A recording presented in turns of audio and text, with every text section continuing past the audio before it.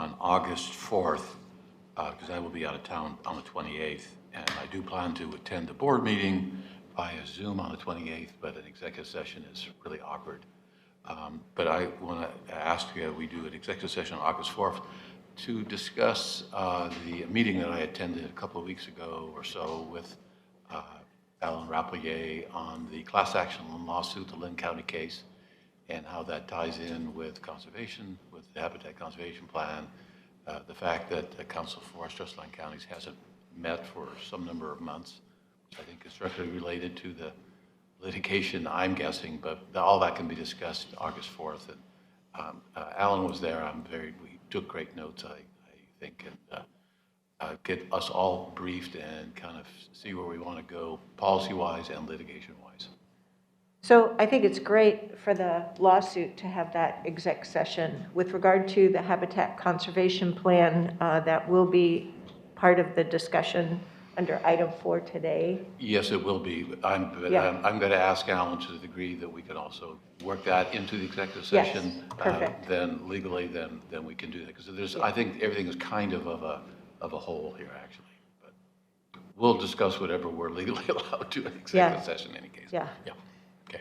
And what we're not, since the Board of Forestry has a meeting this Wednesday, I guess. So I recently got some That's correspondence from Mr. Van Dyke, and I've been thinking about how we want to proceed on this thing, because there's some awkwardness involved in some of this. So. Yeah. Thank you.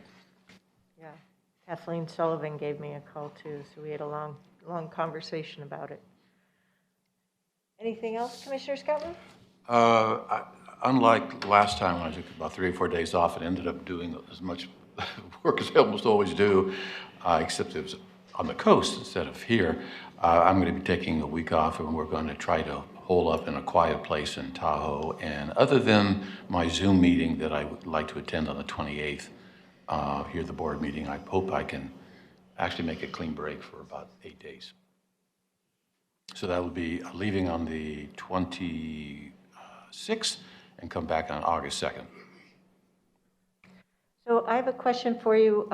You're our rep to the weekly call with the governor's rep each week on COVID. Yeah, Any report out on that meeting last week? Yes, I don't know if those meetings will be continuing or not. But I am available on the 22nd, the 29th. Maybe someone else can cover for me if those meetings actually continue.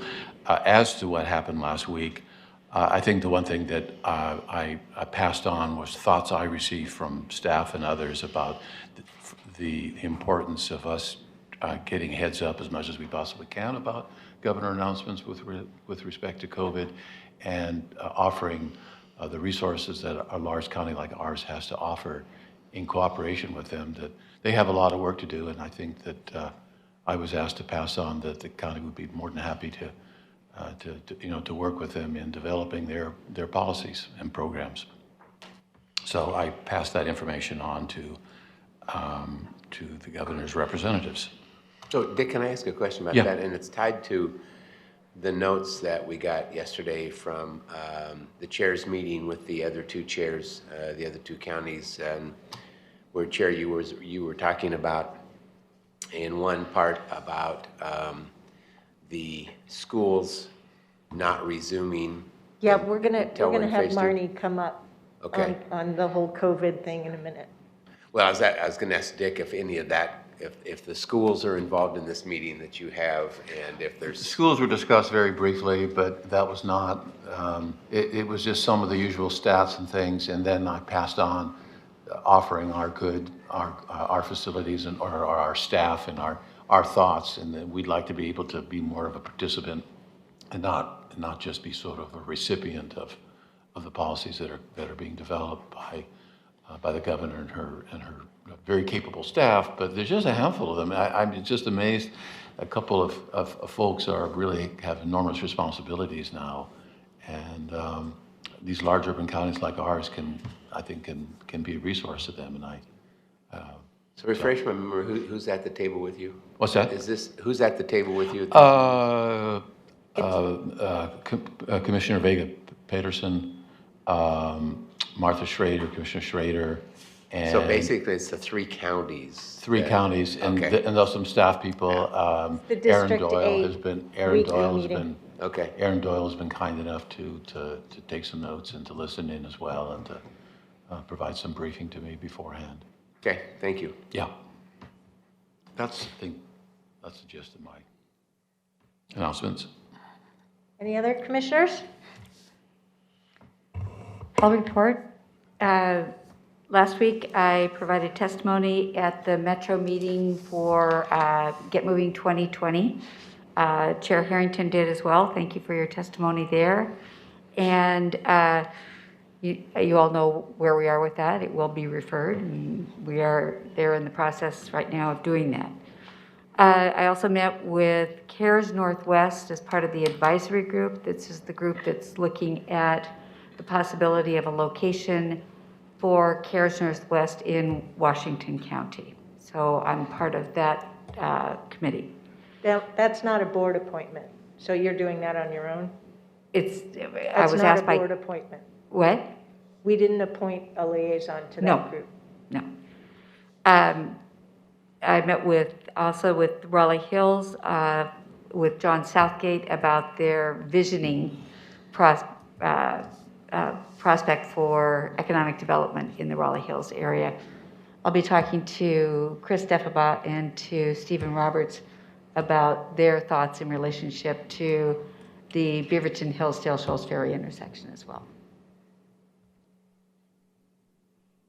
Any other No. commissioners? Yeah, I neglected last week to go is when we resumed some of our COPAC and Northwest Act meetings. Those are meetings with the other counties of Tillamook, Clatsop, and Columbia. And out of that came a recommendation to start a BAT, which is a broadband advisory team. And Tillamook is way ahead of us on this, is that they've been doing this for a couple of years. So we're going to be looking into how do we go about getting broadband into the rural areas, specifically of those counties. And certainly since the whole western half of my county, that's the number one thing I'm asked when I go out and get to the CPOs and things like that, is how can we get better broadband? So that's going to be a good project that we're going to be starting here probably in the next couple of months. And I'll just update us on, all of you on what that exactly means, what it looks like. What they, just for starters, there's fiber running underground, basically lots of places in the rural area. Stubb Stewart Park evidently has a couple of fiber lines, but they're not updated and they're not used. And so that would be one of our first projects, is to identify where the fiber lines are in the rural areas, and then talk to the private sector about basically the last mile. So anyway.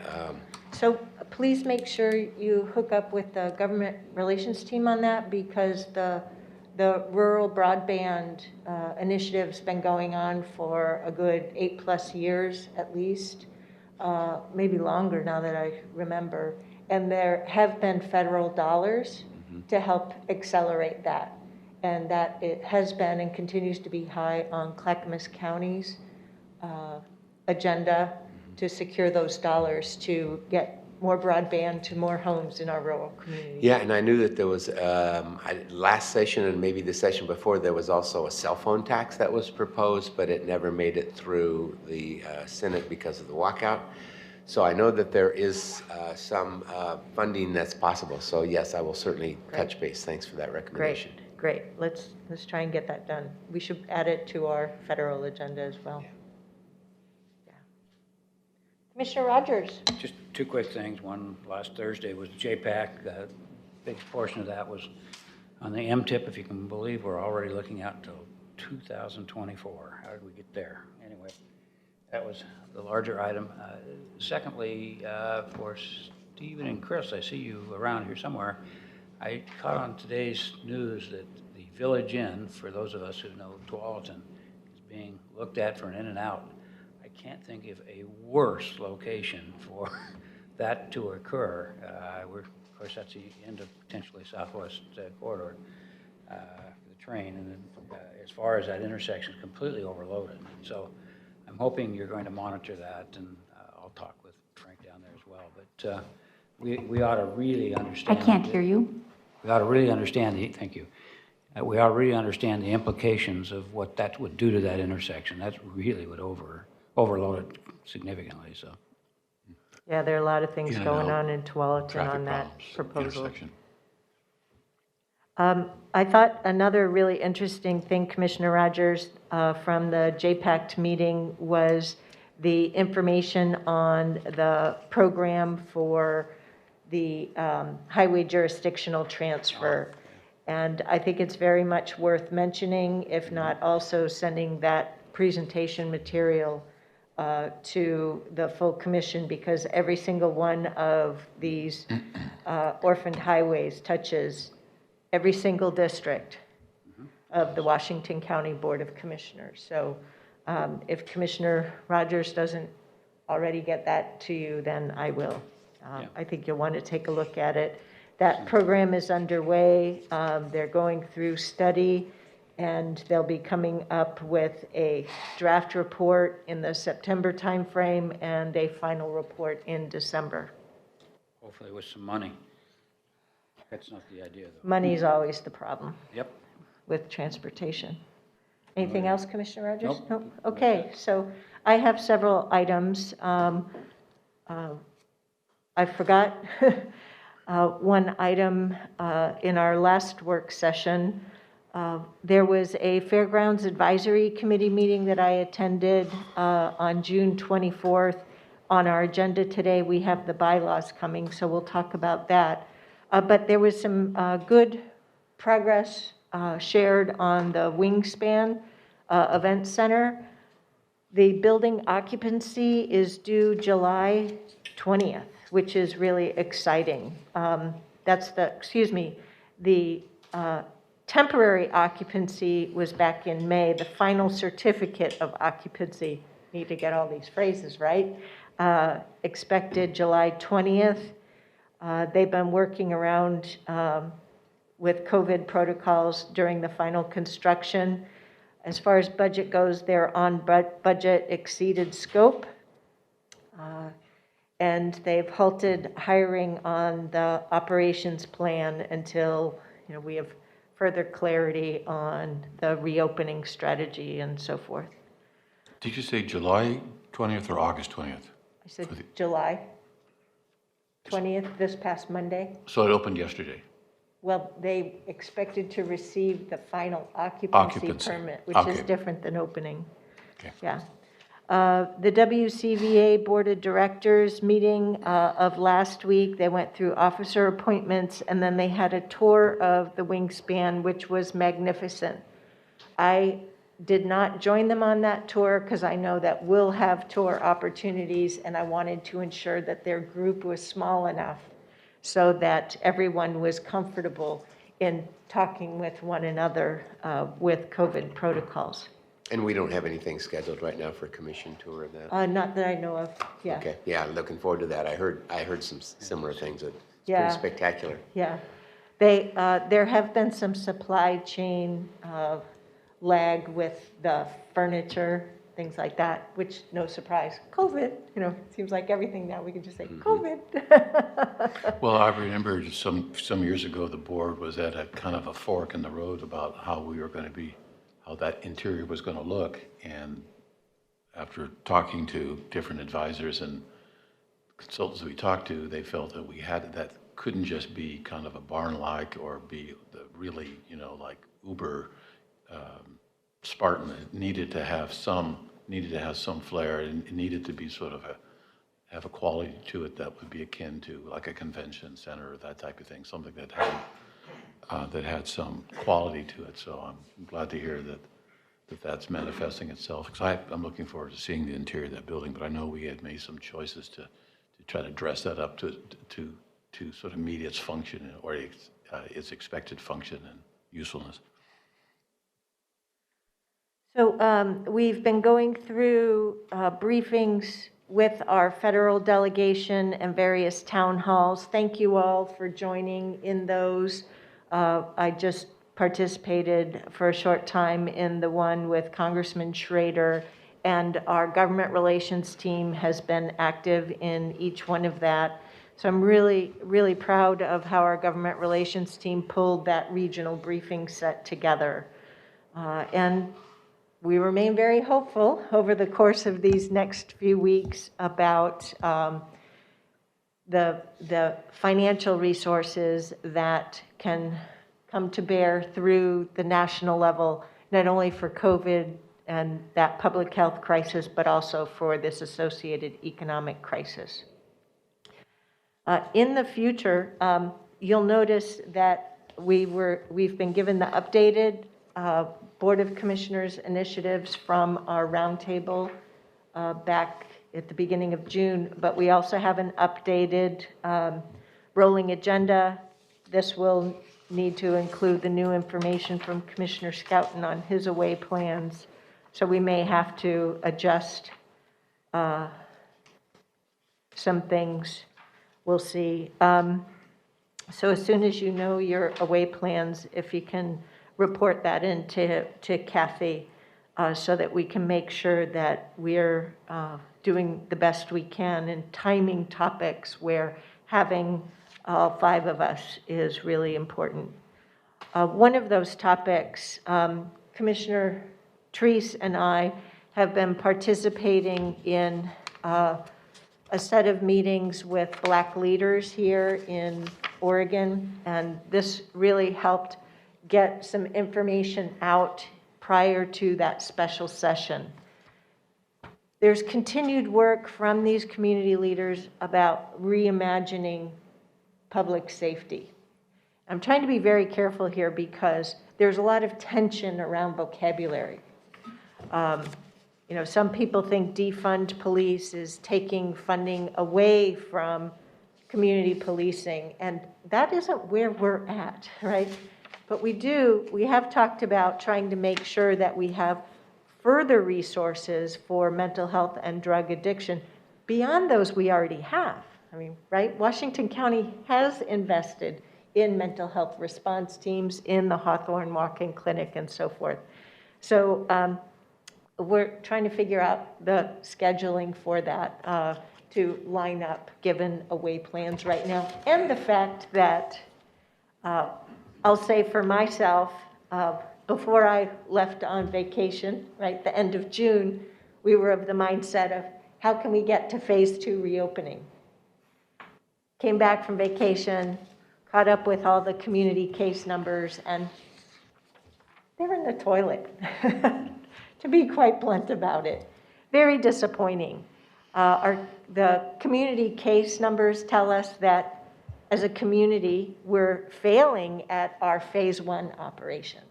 So we as an agency, I was talking quite a bit with the CAO towards the end of last week and then through yesterday in trying to get the lay of the land with regard to the governor's office this week. And I've internalized that we're not moving forward at a pace, and that the reality of COVID is going to continue to impact us as commissioners and as the commission, as well as the agency. So I know I'm going to be following up with the CAO and looking at our rolling agenda, because there's only so much time in a day. And I know that it's hard for me to connect with all the community players that want some of our time and guidance. So I can only imagine what it is for you as well. And I totally respect your time and want to be supportive of your being successful in your job. So we'll have to look at that. We had been putting things back on the list, even things that went beyond our board initiatives. So we'll take a look at that and see if there might be some further accommodation there. That was all on reimagining safety. On the Get Moving 2020, I secured the presentation slides and forwarded those to you yesterday because I thought the information about 2/3 of our population of people of color live in the various investment areas. I wasn't sure if I caught that correctly in watching that during the presentation on Thursday. So I wanted to make sure we all had the benefit of that. That's my wrap up. Sorry, it was a little longer today than usual. So onward, ho we go. And we don't have a COVID-19 update on the work. Oh, you're right. Thank you. I was going to do the COVID one and then go to leadership, but we'll do leadership first. Okay, and we do have COVID on the agenda. So. Yeah, it is number 3, right after the Kids Fund. I got a revised agenda yesterday after 3, and so It's on the electronic one. I don't know when that was updated, but it says revised. yeah, so does mine. I don't know how many agendas we have. Could somebody give me the latest and greatest agenda? Can I ask a question before we jump into that? So You bet. It looks like Kevin is on the run there. We have our new CAO coming in what, a month? August and- 24th, yeah. 33 days or something like that. Really looking forward to that. We're going to have an opportunity as a group to have conversations about some on-ramping process, maybe some organizations we'd love to introduce her to, Yeah. get some advance notice on is she coming Yep, between now and then, and to do some of that. And Yep. so are we going to be able to have that conversation Yep. as a group? yep, All right. Yep. That's what I need to know. Thank you. working to get that programmed in. Which triggers, just briefly, I just had a very brief taking a cue from Commissioner Treese. I called Tanya Ann just to tell her that, hey, you're going to be in my neighborhood. If I could be of any help to you as you move or whatever. She's going to be about a half a mile from where I'm living on the edge of Murray Hill. And she already knew, I think could well guess, but things are relatively quiet in Washington County, unlike all the national news that's been focused on downtown Portland in the last week or two. Issues of secret police, et cetera. So yeah, I'm glad you could give her some of those assurances that it's different out here in the burbs. It's, you know, Anything else? I'd just like to update you on the Chief Equity and Inclusion Officer recruitment process. The application period has closed. We received 100 applications for the position. Through the minimum qualification evaluation, there were 17 selected for screening interviews, which are being conducted as we speak. And this Thursday and Friday will be the first round of interviews of 8 candidates. Expect to be 8 candidates that will be invited to those interviews. They'll be virtual interviews. And we have a panel involving staff and some community members. The final interviews are planned for August 6th and 7th, and they're going to be very similar to what we did for the CAO interviews. We'll have the 6th, we will have a staff panel that will do a modified meet and greet, and we will have a community panel that will do a modified meet and greet. And then they'll be asked to provide their feedback, as we did with the CAO. Then the final interview will be on Friday, August the 7th, and we have a panel of 5 individuals that will be conducting the final interviews. That will include the new CAO. It will include the sheriff, and it will include the assistant county administrator, and then 2 board members. And that's what I'd like the board to please designate the 2 members that would serve on that interview panel. I'd like to be one of them. I want to make sure that, you know, I'll be on vacation that week, so I will not be available. Great. Commissioner William, myself? Roy or Dick, you guys want to flip a coin, do rock, paper, scissors? No, that's great. And All right, thank you.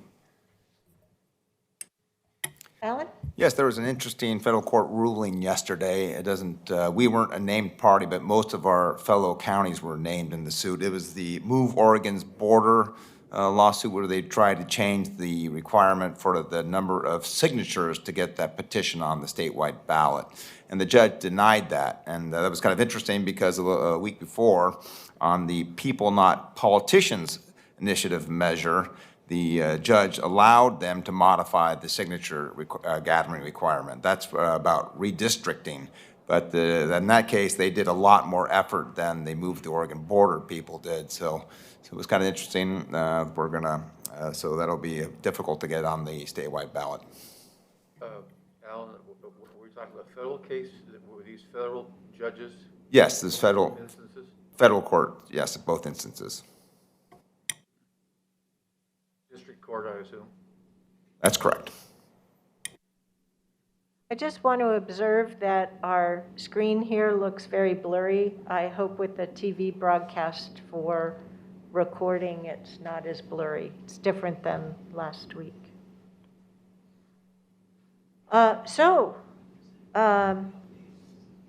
We don't need to switch to COVID now because we'll switch later.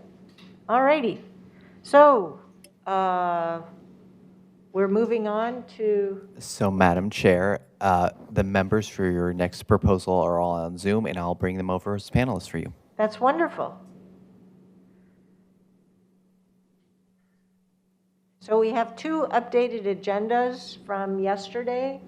So I just want to make sure everyone's got the latest one. Oh, Diane, thank you, Pam. I'm sorry.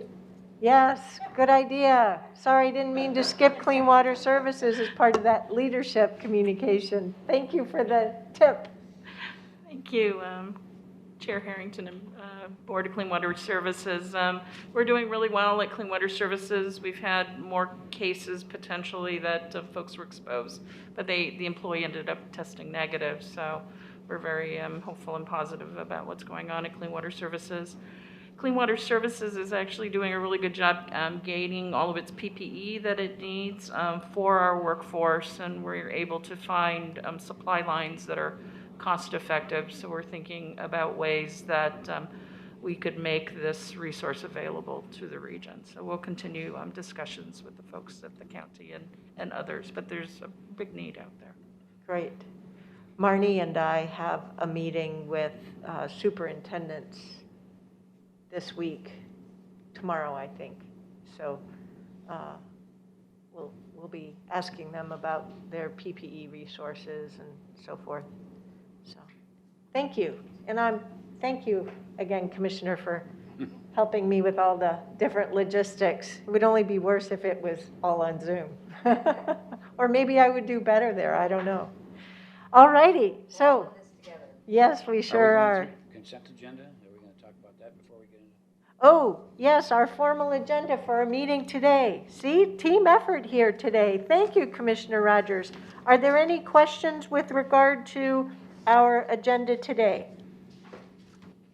I have one, and it's the last item that was added.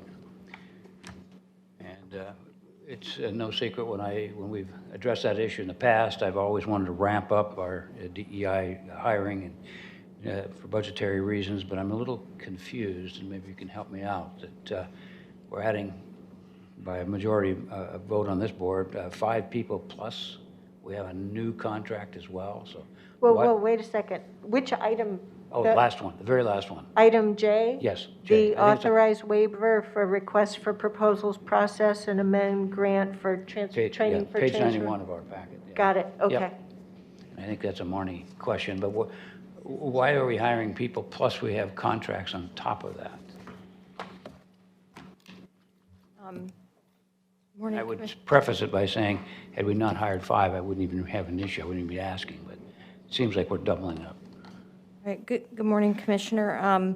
So we've had a contract with T4T for over a year now, and we are just continuing that contract. So they have also a contract with the county, and so that might be where it's a little bit, but this is specifically with HHS, and they've been working with us on developing, they've been providing coaching for some of our supervisory staff. They've been doing training. We did an all-staff training last year. We also did a manager's training. They've also been supporting affinity groups within HHS, supporting our HHS level equity group, and working with us on some HHS policies to support more diversity in hiring and recruitment. So this, just so I understand, so that's, hiring a new equity officer plus other positions would not impact this, that this would work that needs to be done separate from that, is that? Yes, this is ongoing work that we've been doing within HHS, and we do want to make sure that we align and coordinate as the county starts bringing on resources, but we also don't want to kind of stop and wait for the county to build their program. Okay. I'd also like to point out that we are using T4T for our listening circles as well. Yes. So but So that's there's a separate yes. contract with the county, with HR, with support services. Right, thank you. Any other questions on today's formal agenda items? Nope. Seeing none, we'll move on to the second topic on the work session agenda, and that is a presentation from an outside team, Washington County Kids Fund Levy Proposal, as presented by Susan Bender-Phelps and Tom Hughes, as well as Katie Riley, who are all here on Zoom, thanks to technology and our great staff. So you have the floor. It's your topic. Good morning. How do we do the PowerPoint? I see presentation share. Do I share my screen? Thank you. We have the PowerPoint here in the room, and we will advance it for you. So just Okay, tell us thank you. when you want to advance to the next screen. I'm delighted to do that. Thank you. And Good we have morning. 30 minutes for this topic, just so you know. Thank you. Thank you. Good morning, County Commissioners and staff. We are delighted to have this opportunity to present to you this morning at your work session. This is a presentation on the Washington County Kids Fund. Please advance. So I am the president of Friends of Washington County Kids, and this is the political action committee that we've created should we be successful in convincing you that this is worthwhile for the November ballot. Washington County Kids is a nonprofit, all volunteers, no paid staff, and Washington County Kids has been working to allow the public to understand or to inform the public on the importance of out-of-school time programs, and also to provide programs to providers of these programs so that we can bring best practices to them and increase their ability to give quality service. But also we've been a clearinghouse for them to talk with each other and communicate. And the progress they've made in working together has been phenomenal. Please move on. So today I'm going to review a lot of the material that's in the written proposal that we gave to you. We're going to talk about our kids and our future, the needs, what the levy is, and the next steps. Move on, please. The needs are very complex, especially now in the time of COVID. These are the kinds of children we serve throughout Washington County. Next slide, please. You may or may not be aware that more than 82% of the children under 5 live in poverty here in Washington County. And that means they don't have access to affordable quality child care. Only 35% of children K through 12 are served by nonprofit and public after-school programs. And there's very good reason for that. They're expensive and they're not available in every part of the county. Next slide, please. One of the indicators of poverty growing in our county is the free and reduced lunch program. It's becoming more and more essential. In 2000, just 22% of our children were accessing this program. By last year, 36.8%, and that was before the shutdown for coronavirus. Countywide, the schools serving more than 50% of their students free and reduced lunch increased from just 10 schools to 38. This is a huge increase and another indicator of the importance of making out-of-school time programs more available to children, because one of the components will be to feed children when school is not in session. Next slide, please. Homelessness is on the rise, and these numbers, again, are before the coronavirus. So we've seen a 74% increase in the number of homeless youth here in Washington County. The most current number I have, there are now 2,857 documented homeless youth. This includes young children and teenagers. Next slide, please. Another important factor is summer school is often a missed opportunity. Not summer school, but rather summer programs. Right now, the lack of access to summer programs perpetuates what we call summer slide, the gap.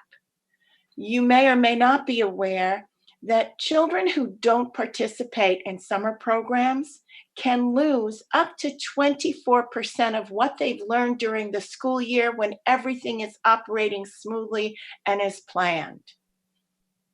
Those children who do get to participate in summer programs often come back to school in September where they left, or even better, ahead. And not because they were sitting in summer school, but because they were participating in a program that kept them learning, engaged, playing, and thriving. Next slide, please.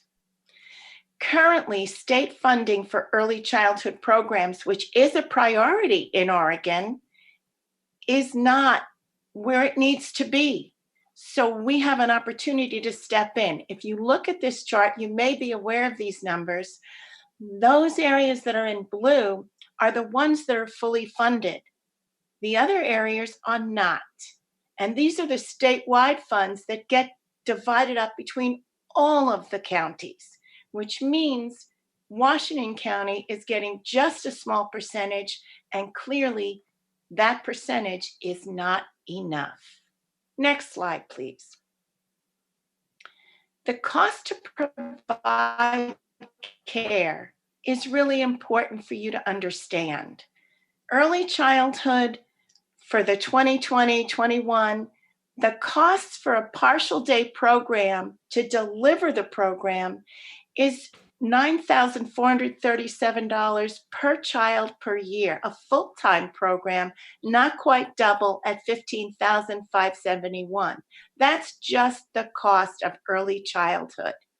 Then you look at after school and summer programs. For example, the SUN programs, each program serves 60 kids, and it costs them $140,000 a year to operate those programs.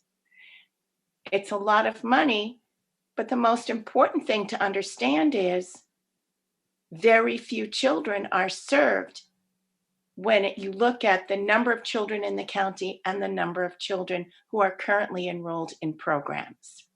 Next slide, please.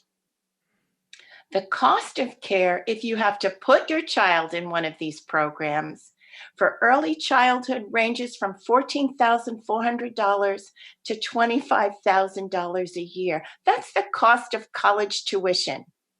And if your family is middle income, low income, On assistance, these prices are out of reach.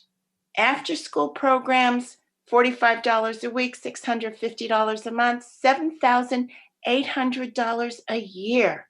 If you're low income, again, it's out of reach. And if you have more than one child, more so. Next slide, please. All of this was true before the coronavirus shutdown. Now we have a host of very complicated problems that will get in the way of bringing Washington County employees back to work. Next slide, please. So for employers, many of their employees will simply not be able to work full-time because their children will not be in school full-time for quite some time.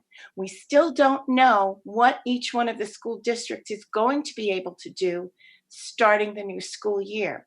Will it be a full schedule? Will it be a hybrid? Will kids be at home? Will parents access whatever the school offers, or will they keep their children at home? We don't know any of this, but we must be ready. For families, our essential workers, their kids are in programs, but we're also seeing spikes in infection in those programs. So all of this is up in the air. And I urge you to look at this from a standpoint of we must be ready. And this is going to have a startup period, because if you say yes, and we're on the ballot in November, it's going to take quite some time for everything to get up and running. But if we don't do it, we will be that much further behind. So you can see employers have challenges, families have challenges. Even the county is an employer whose employees will face all of these challenges when kids either go back to school or don't go back to school because of the pandemic. Next slide, please. The Washington County Kids Fund levy, we believe, can make a difference. Next slide, please. The proposed levy is such that you will have, now these again are based on pre-COVID numbers, but our estimate is that at 35 cents per $1,000 of assessed value, over the total 5 years that we would like the levy to be in place before it needs to be renewed, would raise about $125 million. The first year, it could raise as much as $23 million. This is not enough money to serve every child, but it is enough money to move the dial and serve far more children than we are currently able to serve. Next slide, please. So what you're looking at for the first year, for example, would be direct funding to the programs of over almost $22 million and administrative costs overhead of about $1.6 million. And this would be because the county would be able to manage the program and provide office space, be fully reimbursed for any personnel, administrative, and office expenses, and the majority of the money would go to the purpose we intended to go to. I will tell you that the Portland Children's Fund operates on less than a 10% overhead because of similar support from the city of Portland. Next slide, please. So the solution would be to use this, do the levy, give voters the opportunity to vote on the levy. If they pass it, we would then have the wherewithal to expand current programs and fund new programs. Next slide, please. So the structure that we're looking at, and I'm going to need to just go over here because I can't see that slide on here.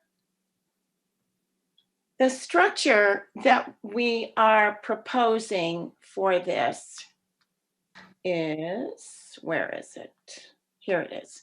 The structure that we're posing for this is to create an allocation committee that would then review the needs and develop the direction that the RFPs, or requests for proposals, would have. This committee would be made up of someone from your Board of County Commissioners, someone from a city council, one of the 5 largest cities within the county, a business leader, a representative from a corporate or charitable foundation, and a community volunteer member at large. It could be someone from any place in Washington County.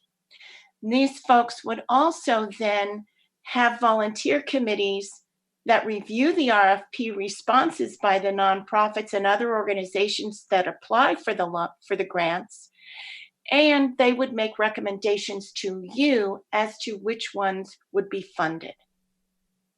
If you go to the next slide, you'll see the advisory committee would select the target areas, we'd publish the RFPs, we'd receive the proposals, community volunteers would review them. Incidentally, that was my very first job 19 years ago for the Portland Children's Fund, and where I got the idea that this would be a great thing to have in Washington County. I reviewed proposals on mentoring programs, which was my background. The committee would make the recommendations, submit them to you. Hopefully you would approve, the grants would be awarded, and the staff would provide technical assistance and collect data on performance, making quarterly reports to the committee, which would also then be passed on to you. Next slide, please. The milestones would be that next week, we present this formal proposal based on what I've presented to you today. Hopefully, you will vote yes to put it on the ballot. We will have the ballot title and explanatory statement ready for you to adopt the following week, August the 4th. And then we would begin the campaign. We would raise the money. We would do all the communication to the public. With any support from the county would be great, but we are prepared to run the campaign and to hit the ground running as soon as this all gets approved. Next slide, please. So our request to you is, please give Washington County voters the choice to make affordable childcare, before school, early learning, summer programs, after-school programs, affordable and accessible for our children. This difference will make a difference. This project will make a difference for generations if voters approve it. Next slide, please. Thank you, and we're here to answer any questions you have.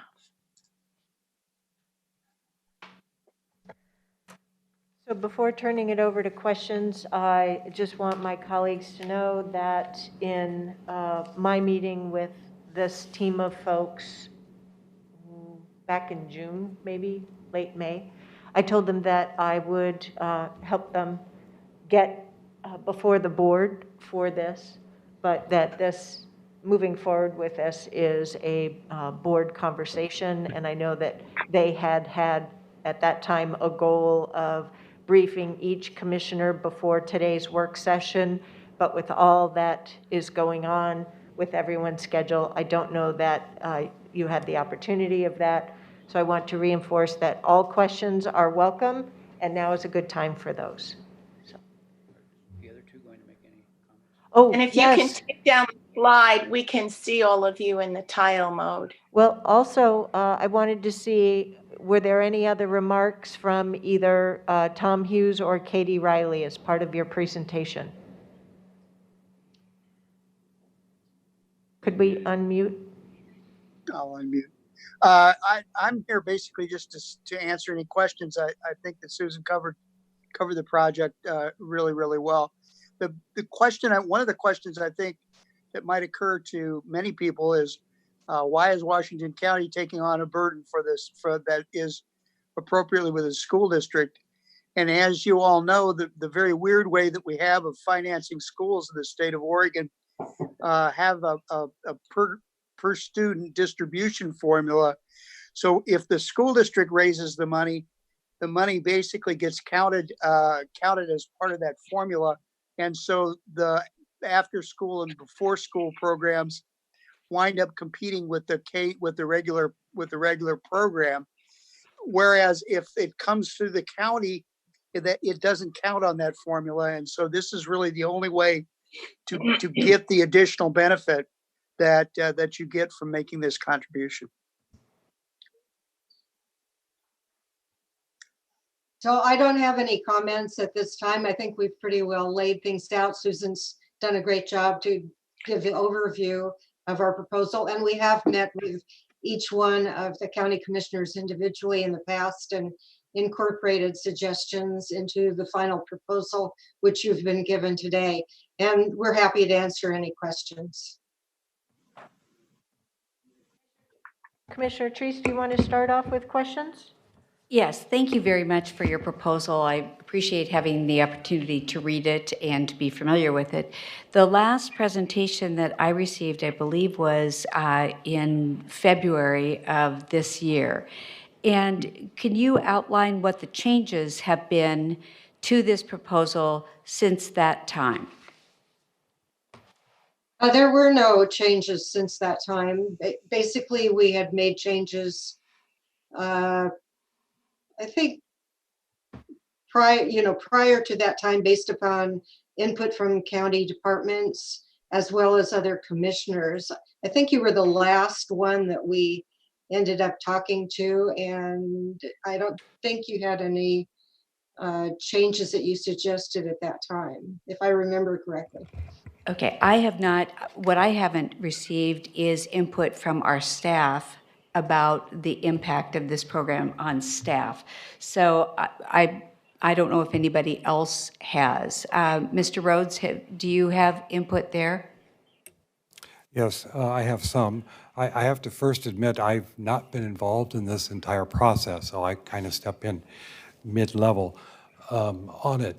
But, excuse me, and staff, I believe, have expressed this before, but there's concern about compression on our levies with this additional levy.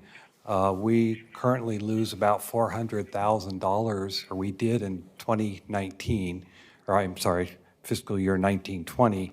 We lost about $400,000 to our public safety levy and our library levy based on compression. This would add 400,000, sorry. This would add additional compression to those levies. We estimate, based on the 1920 numbers, we can't project further ahead because the tax roll is not done for the coming year, so we have no way of making those. But if this were imposed in 1920, it would add another $200,000 in compression to our levies. So that's a concern that staff has, that we're already having compression, and this would exacerbate that problem. There are a couple of questions that I think need to be resolved, maybe not before it gets on the ballot, but do need to be resolved. There's concern that the amount that's allocated for administration is insufficient to cover the expenses of managing this committee, and we're going to have to manage the grants as well. So there's a commitment of time and staff there for the function of this operation. And then there's still staff questions. They've met with staff, but staff didn't feel that they got complete answers or response to how the overlapping programs that the county currently runs with what are proposed here, how those would work, how they would merge, or whether they would merge, what would happen to those. We've got programs in juvenile, we've got programs in health and human services, and we have programs in the library that are all targeted to the same audience. So there's a need to resolve the issues that surround those programs. And then just a minor one that I think probably can be resolved, but the allowable applications for the grants does not include the libraries, and that was a question as to why that would be, since the libraries do provide those kinds of programs currently. And the last point that was made was that there's nothing contained in here or that seems to consider the facilities that will be needed to provide these programs and how those are going to be provided. And so that's an open question, whether school districts are willing to provide their facilities, whether we've got adequate facilities in our libraries or other facilities in order to provide those. So I would like to respond on some of these. So first of all, regarding compression, when we met with Jack Liang, your CFO, he did not think that the compression issue was very large. $200,000 is additional, although it sounds large if you're building a home or doing something like that, in actuality, in comparison with the rest of the county budget, it's probably fairly minimal, he thought. The second thing is about the amount of money that would be allocated for administrative oversight. He also thought that that would be sufficient. Actually, in the Portland Children's Levy, they have a 5% overhead administrative cost and limited it to that. We, in this proposal, it actually is projected as 7% to allow a little bit more leeway. And so in conversations with county staff, they did seem to think that there would be sufficient money there to hire additional staff that would be able to handle the interactions that would be needed.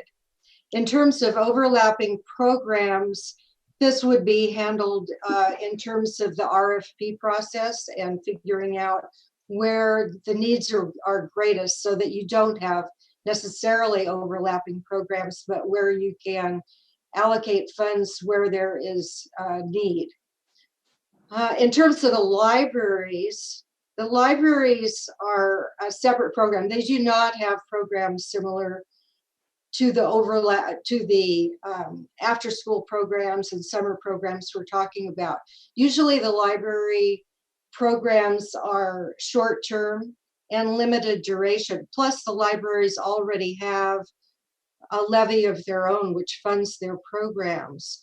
But they're not the same kind of programs. I think that the libraries and the after school programs can work in concert, and then there's relationship can help benefit children overall, which would be fabulous.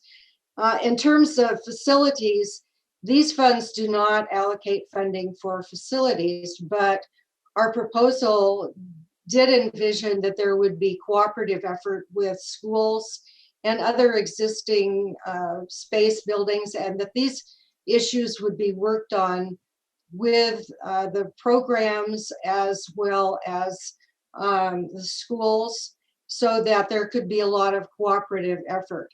And I know that currently this is happening with school districts now. Like, for instance, Hillsborough School District is trying to get additional spaces for their employees. And they've been trying to see what can be done in terms of leveraging other spaces. And some conversations have even been held with county staff to see if there might be space that could be allocated on either short-term or long-term basis for expansion of programs that would help to serve employees, so that the school districts and the county and the cities can actually have their employees go back to work. So I think that these are issues that can be addressed through the normal process that we have proposed.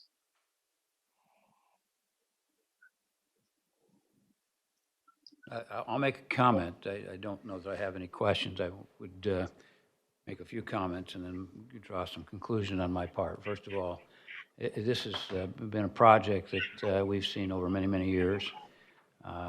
Seen many of your faces and talked to many of you over many years. You've done a great job of laying out a need. That's not the issue.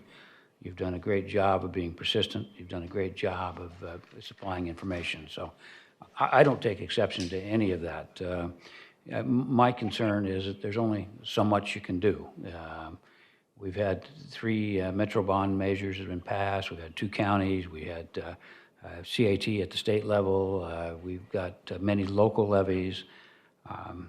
Frankly, people only have so much money. And I know that that's not a popular concept with many who feel that there's an endless amount of things that people might support. But I can't get there, to be honest with you, only because of the timing.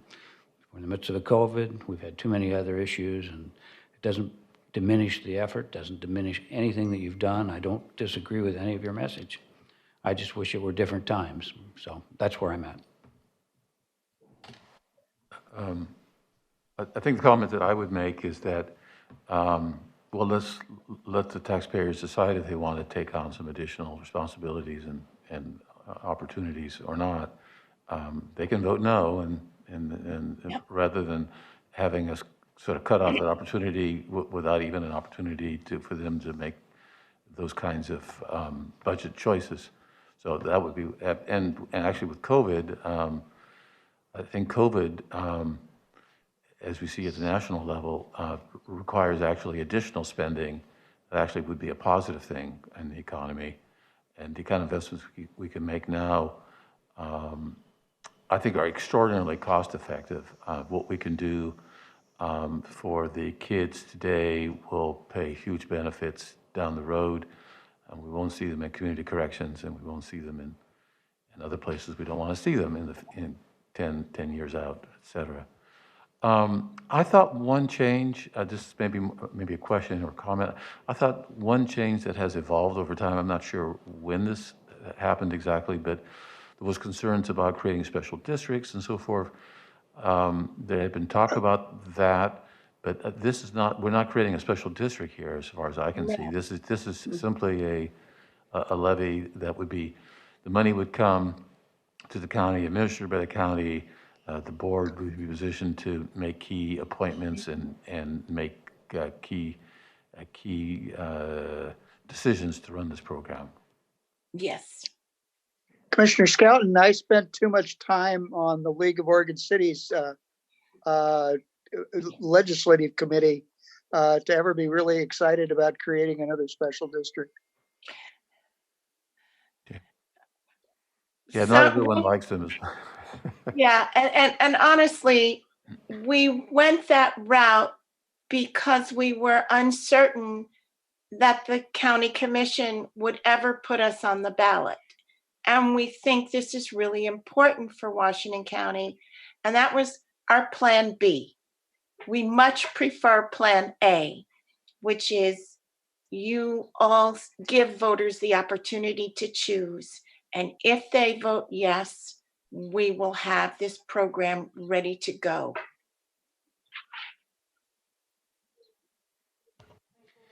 Yeah. Sorry, Commissioner Willie, any questions or comments? Thank Sorry. you. Yeah, I certainly echo Roy's comments about how long you've been doing this and how much work you've put into this. The timing couldn't be worse. We know that. Maybe the timing is perfect by some standards, but from my standpoint, this is not the time to add an additional cost burden on at least 49% of the voters when 51% say yes. And also, I think it's that our Health and Human Services Department has been working extraordinarily hard and long for the last 6 months, 5 months, how many ever it's been. We don't even know what the end game of that looks like. We're talking about the difficulties we're having moving to phase 2, maybe even having to back up a little bit. It's going to add additional complexities and certainly burden to our Health and Human Services Department already. And everyone's talking about the fact that this could go well into 2021. Right. So with all of that, I'm not willing to, I guess, put additional responsibilities and burdens on them at this point in time. And also, here a month ago or so, Land Use and Transportation, another one of our departments, came to us, asked for a 5% fee increase, and we said no. We gave them 2.5% now and 2.5% to be reconsidered in January. And the reason why is because we're trying not to put additional costs and burdens on any of our construction projects or of any of our citizens or participants here in the county. So, so just because of all that, I am not, I'm not a fan of, at this point in time, referring this to the voters. If I can respond a little bit about the timing, uh, the need couldn't be greater. And the timing on this is such that the burden will actually be felt with the next tax year. We would have to believe that we'll begin to inch our way out of this by the end of this year into the spring of next year, and the burden wouldn't be felt until then. The other reality is that if we are going to get out of this, it is important for people, working families, to get back to work. And it becomes a burden on them to do that if they can't get affordable health care or affordable child care. Healthcare. And this will add to that. This will aid that problem. So the benefit, again, with any issue that you put before the voters, you have to provide them with a cost benefit analysis. And it just seems that the benefits of this really exceed the cost in terms of what it will cost to the average family, and the benefit to the average family will be somewhat greater. And again, you can talk about the tyranny of the majority, but that's kind of the way a democracy works. And so I just think that if you give the voters a chance to vote on this, they can make an informed decision. They know how much they're paying in taxes. They know where that money is going. And if they say, this is not the right time to do this, then it's not the right time to do it. But I would just urge you to think about giving them the opportunity to make that decision. And I want to emphasize, the average cost of a home in Washington County, the tax burden will be approximately $110 a year. What you get when you look at the cost of childcare and after-school programs and early learning programs, that's a very modest amount to add for those benefits. And this will create affordability and accessibility for families who will be struggling because of everything that they've been going through. We have a lot of grandparents taking care of a lot of kids right now who may or may not make it through this. We have a lot of parents who are going to have to figure out a way to stay at work so they can afford anything. And if their kids are home alone, it's a recipe for failure. I know, because I was a latchkey kid. And trust me, it's a miracle my parents' house is still standing. Are there any other But commissioner that's not the comments point. before I really move do on? I really do believe that voter fatigue is not going to be the issue. I believe that finding a way for us to raise the tide for everyone is going to be the most important factor. Okay, are And there I any other honestly commissioner consider- questions or comments before I go? Okay. So this is Catherine, Chair Harrington. My first question I want to direct towards Alan. I'm familiar with the Board of Commissioners putting items on the ballot that the full board is putting on the ballot, for money measures and so forth. This is a little bit different because this is the Board of Commissioners empowering an outside proposal.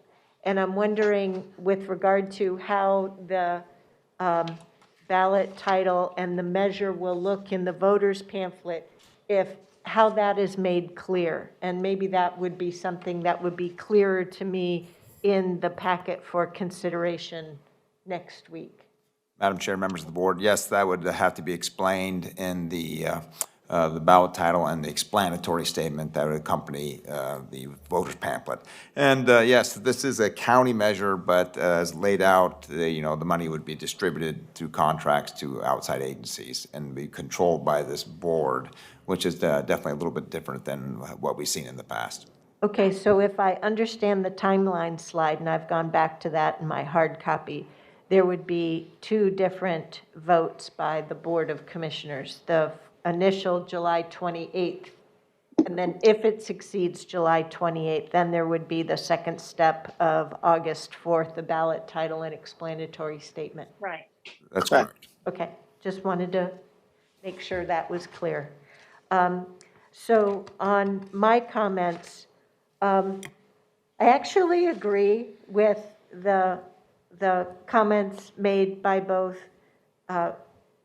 Commissioner Rogers on the timing of this and this being a terrible time, echoed by Commissioner Willie, as well as the comments from Commissioner Schouten around letting the voters decide. And I think I'm falling on the side of let the voters decide. But I also think that there are some details that the proposers of this are going to have to work out clearly, both for the explanatory text, if the board decides on the 28th to advance this, then no later than the explanatory statement step of August 4th, and that is which families are served. Which segment of the Washington County population do you think will be served by these dollars? Now, I certainly understand the greater message that investing further in opportunities for our children and our youth benefits our greater community, and it's most effective for us as a community to make those opportunities available in the younger years to prevent society having to deal with the aftermath of life difficulties in the later adult years. I totally get that. But I don't think it's quite clear to me in this presentation. You've talked about some families being served and some children, and I want to make sure I'm clearer in the way that the voters will see it about if this succeeds at the ballot, what segment of the greater population would be eligible and be served. So I wanted to make sure I got that out before we need to move on to our next topic. We're in the Q&A phase versus the presentation phase. Ms. Riley, are you trying to respond to my information need? Yes, I would be happy to do that. So this is kind of a unique proposal in that it doesn't say specifically exactly who's going to be served. And that is because what there would need to be done is that the Allocation Committee would rely upon staff who already have information about where the need is greatest. And they also can do additional surveys as well as that. That RFPs would be directed to where there is greatest need. So that's not going to satisfy my information need. What I'm trying to understand is at this rate that you propose of around between $23 and $26 million a year over the next 5 years, you paint a picture of here's this huge need, and I'm trying to understand how much of that big need would $23 to $26 million satisfy. So I'm putting it out there that in order for me to vote on July 28th, I'm going to need further clarity on that. Now, I'm sorry, we are limited in terms of our agenda time today, so we're going to need to cut it off for today. Well, thank you all so much for Thank giving us this opportunity and these additional questions. We I will just- be prepared. I just want to make one point here, and that is that in between now and next Tuesday, I'm going to be talking with our staff about understanding clearly what the impact on the staff is, because when you say things like rely on staff, I need to know that that capacity's there. And thank you for raising that. I think that's something that we all deserve knowing, and that we should figure out how to have that made available to us, perhaps on the work session next Tuesday. And That's thank you great. for your presentation. And keep in mind that how Portland handled it is they have a staff of 5. I'm sorry, I have to cut three-quarter you time off. We really have to move to our next agenda item Okay. before our 10 o'clock meeting. Sorry. Okay, Thank you you. very much. Thank you. we Okay, appreciate this. so we need to move on to our next topic before our business meeting at approximately 10 o'clock. The topic is COVID. What I would propose is that we go through this topic. Commissioners have the opportunity for their Q&A. If it takes into 10 o'clock, it takes into 10 o'clock. And I also believe that commissioners deserve at least a short bio break of 5 to 10 minutes before we start that business meeting. So with that, Marnie Kyle. Okay, good morning, Chair Harrington and Commissioners. I only have one slide for this presentation. I'm going to just give you a quick preview. That's the one for the 10 o'clock, so it's the other, just one slide. So at 10 o'clock, we are very fortunate today to have our Chief Epidemiologist, Dr. Kim Rep, here to really walk you through the data. And it's a little bit awkward, this conversation is happening before this data, but just trust me that we're not heading in a good direction yet, and Kim will walk you through the data thoroughly. But for the conversation right now, there has been some regional conversation amongst the health officers, the epidemiologists, the public health administrators, and yesterday with the 3 county chairs. And so we have been discussing, you can see now, these 4 proposed strategies. And really, what I want to do is just really turn it over to Chair Harrington to lead you through a discussion. So these are recommendations that are supported by public health. And they would be recommendations that we would have to flush out the details working with OHA and the governor's office. But the 4 recommendations are in-person school reopening that is tied to a specific time or very specific criteria. Right now, it's just September 1st. The other is widespread masking requirements, so getting rid of the wear a mask if this, but not then, not here, but here, but just being very consistent and just a widespread masking requirement. The other would be workplace requirements, especially around masking, because right now the workplace requirements are a very narrowly defined list of businesses, and they're mostly public-facing businesses. But what our data shows is that it's not always the public-facing businesses where we are seeing spread.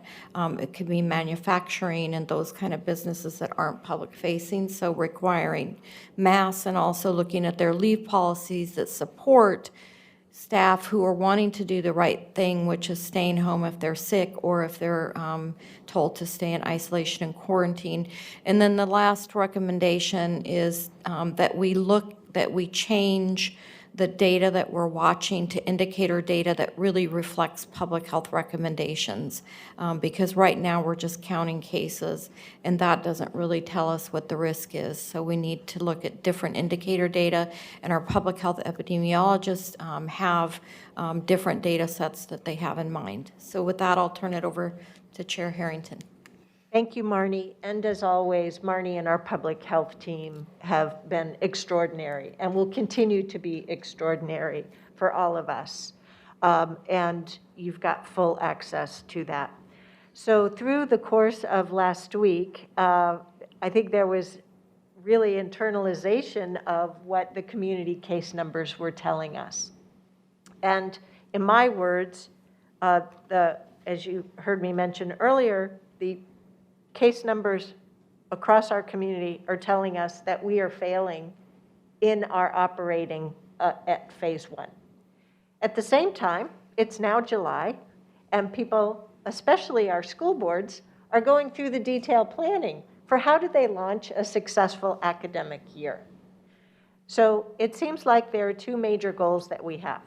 Get back to success in operation, whatever phase number we're in, and right now we're in phase 1.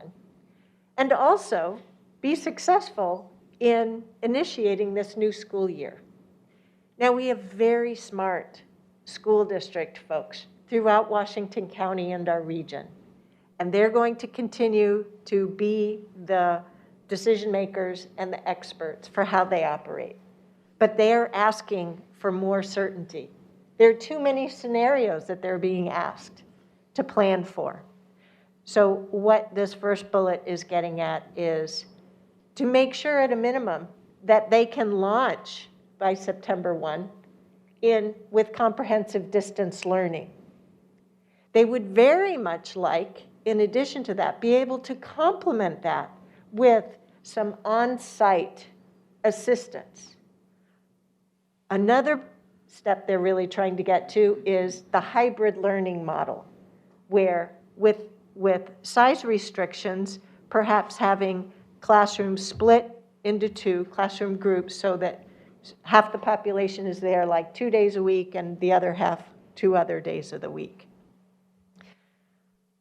But in order to go through further planning on this, they really need some certainty other than, well, we're trying maybe next week, or maybe in 3 weeks. So we're really trying to collaborate together and be focused on these common goals. We also know, irrespective of the school year, that in order for us to be successful in our phase 1 operations, we all need to focus and make some changes. And that's where simple messages, no more of this complicated decision tree. For me, if there's another person present, the face mask is on. Doesn't matter if I'm inside, outside, everywhere in between. These recommendations, we've gone through just chair discussions with our public health team. We've had discussions about what about restaurants, this, that, and the other thing. I understand that outside is best. But we really want to focus on doing things healthy so we can get our schools set up and operating for kids. Let's do what we can to remove the doubt and help people figure it out. The state put together a website and a strategy called Safe and Strong. I think I got that name right. And, just this morning I learned that they're allowing visitation to long-term care facilities as long as it's outside and, you're masked up and you're not sick or you haven't been exposed to someone who's been sick. That kind of information is going to be available on this, or is available on this website, so that people know. It's like, check it out, figure it out before you head out. So we're going to, at our 10 o'clock meeting, the epidemiologists on Marnie's team are going to be there. Please do feel free to dig further into the information, as you have been doing. And I think it's incumbent upon us to help our team know over the course of these next 6 weeks to September 1, what other additional support are we going to need? It isn't clear to me necessarily today, but over the course of next week, and particularly with our work session conversation next week, we're going to need to continue our role as champions for the community and ensuring that there is clear messaging and that as questions come up, that you are best prepared to be able to handle those. So I think that's what we were trying to make sure we got at before the meeting, but there will be the presentation on camera as well. I have one question, and that is that I don't think anybody's going to have a lot of difficulties with the strategies there, but I concur that the schools, they're smart folks. They know what they need to do. Everybody's an expert in their own field. Are you going to come back at some point and say what their expectations of our involvement would be? And I suspect that their expectations would be messaging, PPE equipment, and maybe medical assistance in certain cases. That's what I would think. I don't know fully, but are you going to make it simple so that we don't have 25 slides and Yeah. 400 pages of verbiage? We just need to know, what do they need? I will work on that. To be honest, right now, we're still negotiating that between the state, OHA, ODE, local superintendents. As Chair Harrington indicated, she and I are meeting with them twice this week. And so we are having those conversations. The public health branch of the EOC does have a specific staff person and task force team that is working very closely with the schools.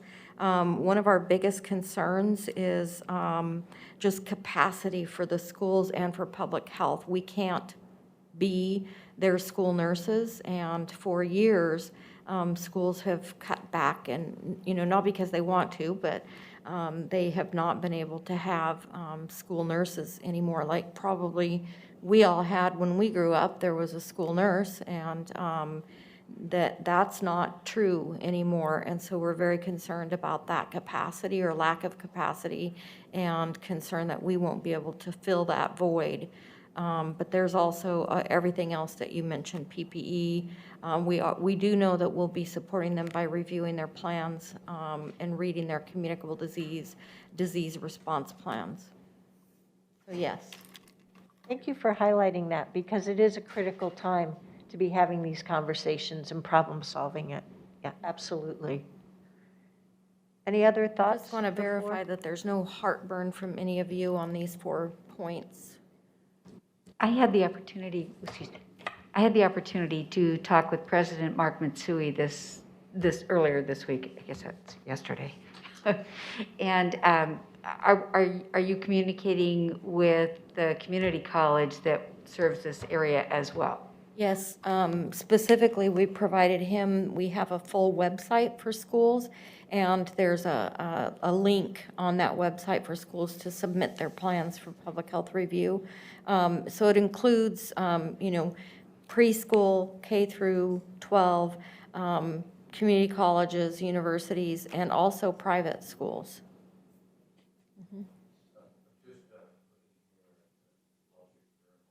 Can you turn your mic on? Thank you. I was just looking here at a Wall Street Journal article. They have a long list of analysis from many studies across the globe, pretty much considering COVID for every 1,000 infections, about 6.8 deaths. And then as part of that analysis, you also have to consider how infectious it is. So it's not as lethal as Ebola, but it's much more contagious than that particular disease. In fact, John Hopkins describes it as a highly infectious disease. So this is really, really, really serious. And the more infections we have, the more deaths we're going to have, and serious illness too that follows short of death.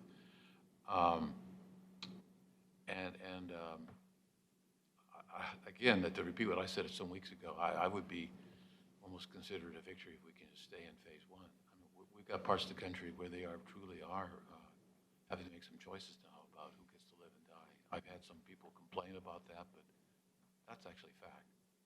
That's going on in parts of Texas, parts of Florida.